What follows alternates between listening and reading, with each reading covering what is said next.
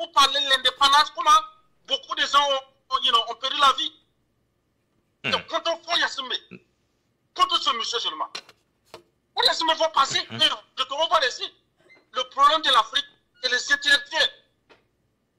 Les intellectuels qui devraient sensibiliser la jeunesse comme nous à aimer le pays pour qu'on puisse avancer ensemble. C'est eux qui amènent le peuple pour leur but, pour atteindre leur but de lutte au pouvoir.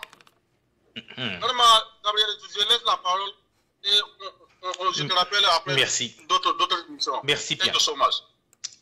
Merci bien, mon cher ami. Et de l'autre côté, on comprend votre colère également. En tout cas, de toute façon, le droit est là pour tout le monde. Et je crois bien que la législation fera quand même son devoir. Merci une fois encore. Nous sommes rejoints au plateau par Passim Piabaresioué. Passim, bonsoir. Oui, bonsoir, M. Gabriel.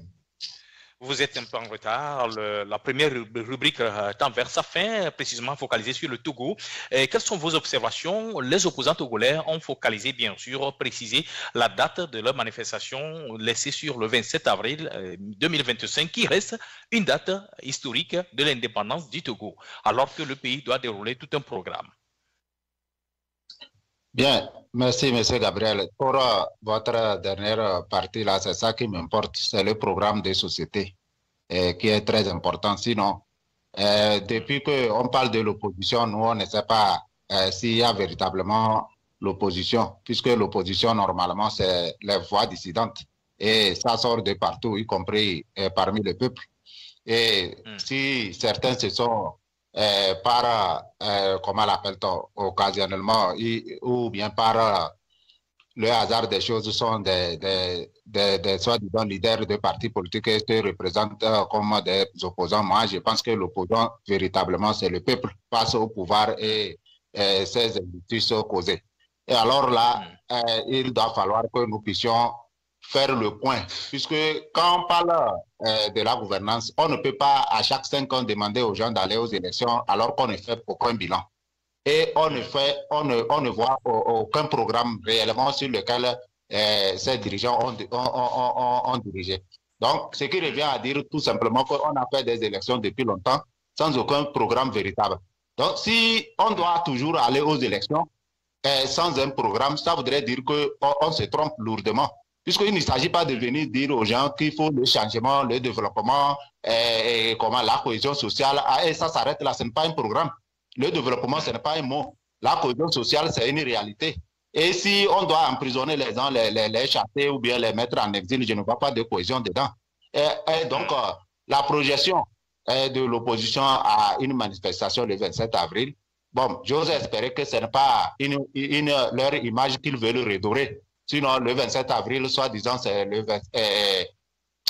je crois que c'est le 65e anniversaire de l'indépendance. Si on doit être indépendant, le jour de l'indépendance, on devrait fêter notre indépendance économique, notre indépendance politique, notre indépendance sanitaire. Mais jusqu'à présent, on n'a pas cette indépendance. Et de quoi parle-t-on? De quelle fête parle-t-on? Est-ce qu'on devrait véritablement fêter cette indépendance ou bien on noie cette fête dans la fuite en avant pour dire qu'on est indépendant? Donc, c'est une chose aussi. Voilà. D'accord. Qui revient à dire tout simplement que le peuple togolais doit s'organiser à revendiquer ses droits et réclamer les comptes à ses dirigeants. C'est de ça qu'il s'agit. Il ne s'agit pas d'attendre un leader politique ou bien le peuple se libère et n'a pas de libérateur. Et nous devrons comprendre qu'on nous a cloués, que ce soit l'opposition ou bien les représentants des partis de l'opposition ou le parti au pouvoir. Ils ont pris le peuple en étau. Et le peuple se trouve entre le marteau et la plume. D'un côté, le pouvoir en place nous raconte des balivernes avec des histoires de développement ou de changement de régime, machin. De l'autre côté, les autres veulent se positionner juste aussi pour flouer le peuple pour atteindre leurs objectifs.